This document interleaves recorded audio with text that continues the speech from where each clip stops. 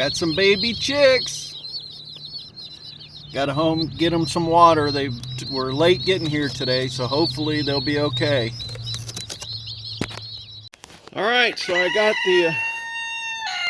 Thank you, Rooster. I got my little chick pen set up. It is super warm right now, and I think I could go ahead and start my chicks out here, outside. I'm going to add a couple tops of dog houses here so they can get underneath in case it gets too chilly for them. But I've got these heat lamps that should be more than adequate in the evening. And huddling together, they should do really well. Normally, I bring them out here about the 2-week point. It's hot. They should do fabulous out here. Probably better than in my basement, which is cool. So I'm going to go ahead and try this. If I need to, I can lower these heat lamps down significantly more. Right now, no heat during the day. They should be great. It's only like 65 in the morning, so we'll give it a shot. I got 30 chicks. I got to now do the watering on them. All right, we've got some chicks. There should be 20 of these yellow ones and then 10 of the red ones. So we got 20 of the yellow ones, 3, 6, and I think there's 10 of the red ones, and those are my Rhode Island red male. Actually, they're mixed, so I don't know if I have any males or not. So now the first thing we got to do is introduce them to the water, and then they should be able to find the feed okay, but that's what we're going to do next. All right, this is going to take a little while, so just be patient.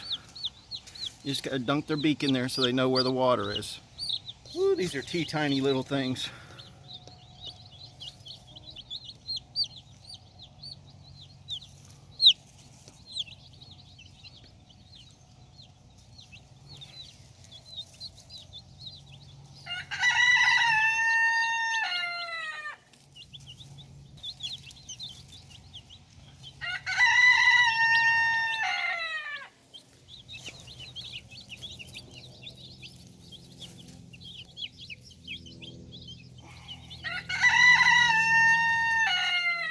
Get out of the water.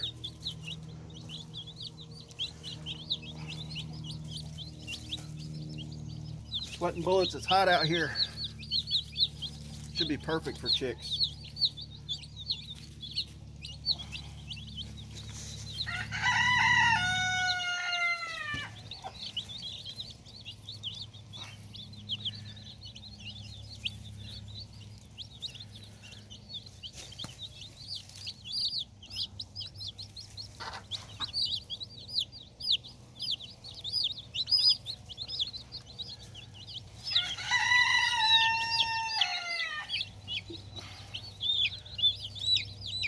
All right, so that's all of the meat chickens. Now I got to bring out my Rhode Island Reds, which I hope a few of these are roosters.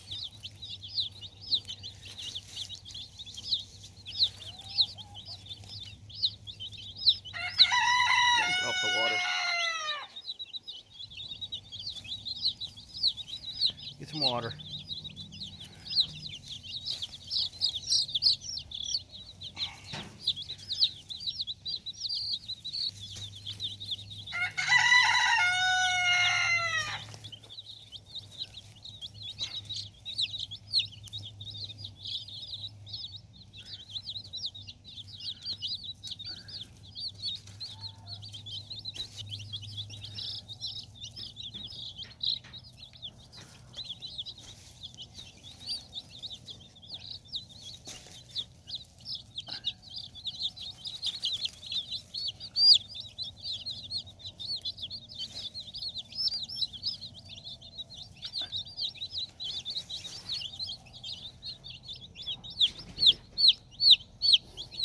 Whew, hot.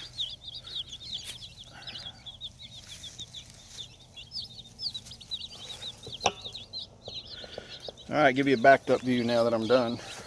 They're so little, but you won't believe how big these get so quick. Those yellow ones will be 10 pounds in 8 to 10 weeks. The females mature a little bit slower. We'll have to watch a couple of these. Some of these aren't quite as happy as the rest of them. Whoops, I got an escapee. I got to plug this up. I thought I'd covered all the gaps, but one escaped, so I'll have to dig this one side down just a little bit more. Look at how some of them are running around already. That's a good sign.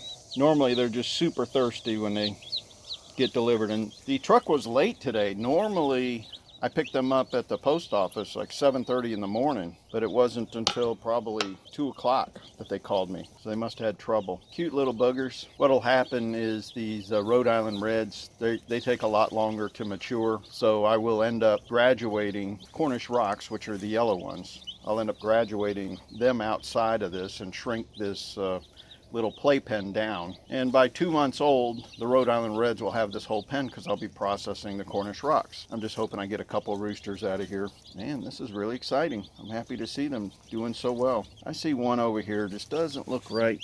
It's not surprising if you lose one or two of these. We'll see what happens after a little while. That's a tough journey. It's usually a 2-day travel without any food or water.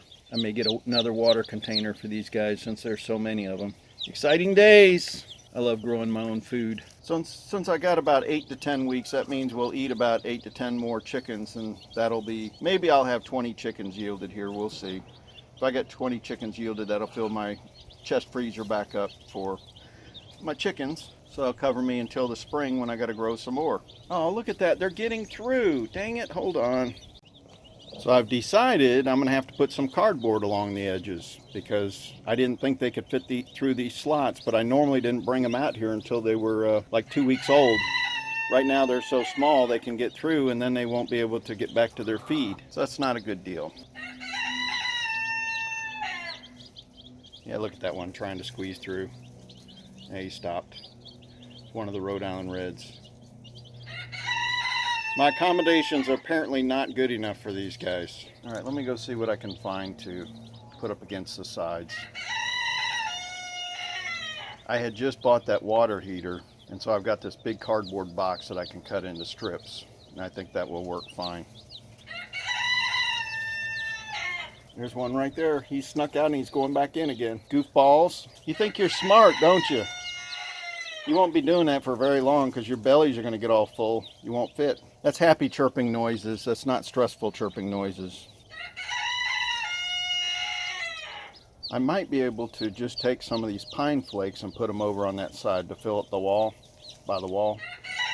And then the same back here. And then that way I would only need cardboard on these front 2 sides. A couple of these just look, maybe they're just tired. Hopefully they'll get moving. Look at these, they're already found the food and they're eating like crazy. Oh, there's another one escaped. He got out the wall. All right, I gotta fix this. All right, I did a quick fortification here.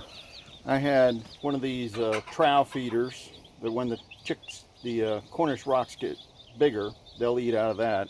I had a board. I put a bunch of pine straw beside that side. I had, you know, the box that came in, the top, and I still have to do something here, but they haven't tried to get out on this side yet, but I may end up stacking some pine shavings here, but I'm just going to kind of watch this for a minute and find out where they're escaping. This pen is pretty well fortified. I've got the welded wire on the outside, and then it's chain link, normal chain link, and so there really isn't anything that can get in there to get after these chicks. I've been using this for 2 years now. I just normally don't put the chicks out this young. That's the only difference. Normally I wait till 2 weeks. This way I don't end up with a stinky garage. I'm hoping these 4 or 5 sitting down over there kind of get moving around. The rest of them are looking fantastic. What are y'all doing? Are you plotting an Alcatraz escape here? Well, I think I'll leave them alone, let them get a little rest, and then we'll see what they do. But I might go ahead and get one of those little doghouse things to put in here in case they want to get warm. This is what I mean by a doghouse lid. It's just the top part. Ah, one escaped again. Dadgummit. I'll have to do something better than this. I thought I could get by. So for about the first hour, I stand out here with the chicks and I kind of just watch their behavior and I try to see whether everybody's getting along good or not. There was a couple of these that were kind of just sitting around, and so I went ahead and dunked their heads in the water, and then they drank a bunch more. So there was a few of them just sitting there, and so I said, well, I'm going to go ahead and turn on the heaters. And when I turned the heaters on, a whole bunch of them got underneath the heat lamps. These are those 250 watt infrared bulbs, and they work really well. So you can see a few of them are chilly. Even though it's probably 85, they probably like it a little warmer. Now it's funny, they haven't found this other light over here that I have set up, but they sure like this one. But it's only a few of them. So I'm gonna have to watch. I've got these big 55 gallon, I forget how big they are, but they're water tanks for like cattle and stuff. And I may end up bringing it in here and sticking them inside that for overnight to kind of drop the breezes down, and then I'll have the heat lamps hooked on the side so that they'll have plenty of warmth. But during the day, I'll set them free like this. They are cute though. But every time you try something, you got to watch carefully. Like today, I didn't, oh, and I got to tell you a story. Doggone it. I went to go get some more things to block the sides. And when I came in here, there were a couple loose ones, and I was kind of dancing around them carefully, trying not to step on them. And so I was fiddling around getting this all set up, and before any more escaped. And next you know, I turned around, it's like, okay, I found one of them, put it in there, and I'm like, where's the other one? And it was right in the middle where I'd stepped, and I had squished it flat. That's so aggravating. It was one of my Rhode Island Reds too, but that's okay. I've got, it was probably the only male I had, you watch, because I ordered the mixed sex just to be cheap. So anyways, we'll see how it works out. I'm down one already. It's so aggravating. But it's kind of a thing when you're living on like a mini farm. You just throw it, I just threw it out there for the chickens, and one was carrying around like a trophy, and they will eat anything, I'm telling you. I had a mother that died during birth, a mother rabbit, the other day, and so we had 7 babies, and we just fed those to the chickens. It was kind of sad. Again, some of these mothers I've had a long time, and we didn't know how old it was, and it probably was pretty old, and you just don't know. So anyways, we lost 7 babies and a mama. First loss we've had in a long time. We did have a really old male that we had just kept as a pet. That was Barb's pet we called Jumbo, and it passed away the other day, but it was super old. It was already blind, we think, and that's why it died. It was blind in one eye for probably 2 years, and then we noticed it was... All right already. It was getting real skittish, and I told her, I said, I think it's just blind now, and so it's just scared of any noise that happens. All right, I think I've solved the problem of these guys getting out. We'll have to see what happens when the wife gets home. We'll set up the other thing. I think they'll be fine. They're very sensitive to breezes, and we kind of have a pretty good breeze here, so maybe I'll just put the tarps up around this thing. That might be the best thing yet. That only takes a few minutes. I've got... Stop it! I've got some 6-foot by 20-foot tarps that I hang on the fence all the way around, and that really helps knock the breeze down. And they're reinforced, fiberglass reinforced, so they're super nice. So that's probably the best thing to do tonight. And then I'll feel comfortable that they're going to survive. All right, I was real happy my chicks made it through the first night. Uh-oh. Nope, I lost a couple chicks. I see them down there. Three down. Not good. All right, this is the second day. We've had them about 24 hours, and unfortunately, out of those yellow ones, we've lost 7 of them, which that's an excessive number. So I'm down to 13 of those, and then I've got 9 Rhode Island Reds because I stepped on one of them, which is aggravating. Man, they are running around today really well. So this is going to take a little while. Take about 2 weeks, and then I'll be able to let them out of the pen. It's kind of warm in here today, but that's what we wanted. This is a perfect time to be growing these things. I'm going to see if I can't get 10 more of these Cornish Rocks, whitish yellow colored birds. So I can already tell that the chickies are growing and growing and growing. I got to call Tractor Supply today to see if they've got any more. I want to get 7 more of these yellow chickens to offset the ones that I lost. That one's all laying down. It's like, ooh, that heat lamp feels so good. Unfortunately, the wife had put the water in here and had it at a slant instead of on a nice flat surface, and all the water had drained out, so the chicks were dying of thirst. Luckily, I came down here first thing in the morning and caught the problem, so they should be okay. And it was during the cool part of the day, or cool part of the night, that this happened, not the heat of the day. Otherwise, I probably would have had a bunch of dead chicks. Got to be so careful because they are just babies. I still have a couple Houdinis that figured out how to get out of this thing, and I'm struggling to keep them in. Can't quite figure out where all they're getting out yet. I got to catch one in the act. There were 5 last night that had gotten out, and so I put them back in before I went to bed about 10:30 last night. And then there were 2 out this morning when I came in. Somebody escaped so I can see how you're doing it.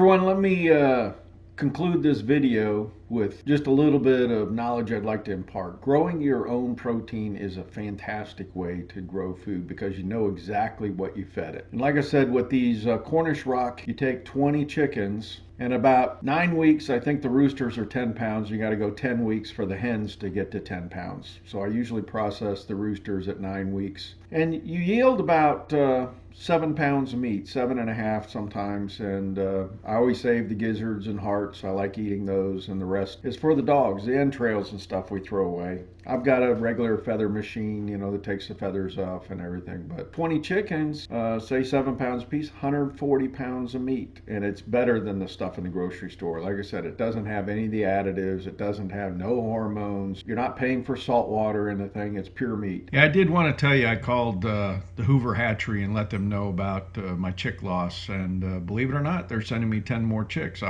offered to, pay for half of them. And they said, nope, we'll cover it. And so they're sending me 10 replacements, which should be here in a couple days. So I thought that was great of them. A lot of these hatcheries, they understand they're kind of relying on the post office. Doesn't always make it the way you want, and it's stressful, so they take care of you. I want to pass that info to you. So anyway, something to think about. I hope this was enjoyable for you. Remember, do the best you can. God bless.